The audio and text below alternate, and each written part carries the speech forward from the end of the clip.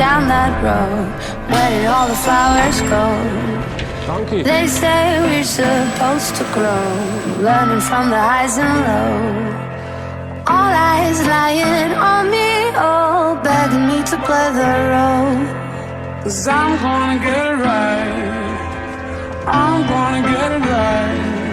They can try to hold